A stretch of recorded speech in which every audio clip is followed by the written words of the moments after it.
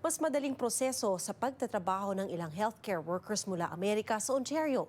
Ito ang isa sa mga tugon ng probinsya sa patuloy na nararanasang healthcare crisis sa Canada. Pero ayon sa isang Filipino nursing advocate, dapat matulungan din ang mga nurse na nasa bansa na. May report si Kisha Balatbat. Huwebes ng pinalawak ng Ontario ang kanilang nursing education programs sa pamamagitan ng paglaan ng dagdag higit 4 na milyong dolyar na pondo. Gagamitin daw ito para mapabilis ang pagpasok ng mga estudyante sa nursing workforce, bagay na ayon sa gobyerno makakatulong sa healthcare system.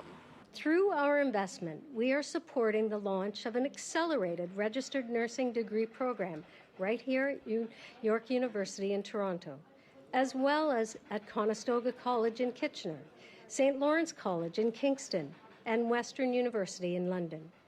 This will allow students to complete their undergraduate program within 3 to 3.5 years instead of the standard 4 years, enabling nurses to enter the workforce sooner.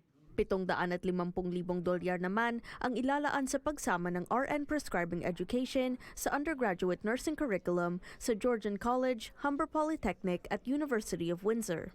Sa paraang ito, papayagan ng mga nurse na magbigay ng ilang gamot sa mga pasyente. This will make Ontario the first jurisdiction in Canada to include RN prescribing in undergraduate programs.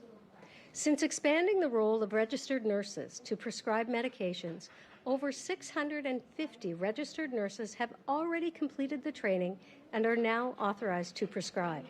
Isa pang initiative ng gobyerno ang pagpapabilis ng proseso para makapagtrabaho ang mga doktor at nurse mula Amerika sa Ontario. Papayagan ng mga aplikanteng magtrabaho sa probinsya ng 6 na buwan habang naghihintay ng registration sa College of Physicians and Surgeons of Ontario at College of Nurses of Ontario. I'm not against, for letting American trained nurses to come here and practice here in Ontario. But my point and my stand is we have a lot of internationally or foreign trained healthcare professionals, including nurses. They bring global experience, skill set, and even resilience. And actually with right support, they can actually contribute meaningfully to the healthcare system. Ayon kay Gravoso, kailangang magkaroon ng patas at malinaw na proseso sa aplikasyon ng lahat ng internationally educated nurses.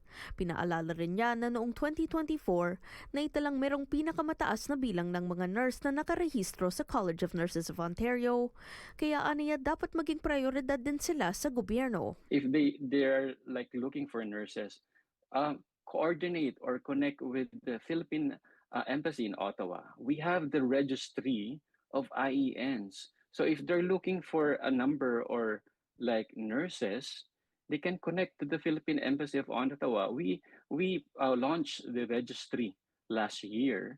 So at least to help the provinces who are like needing like nurses to fill the gap or to fill their workforce. Kisha Balatbat, Omni News, Toronto.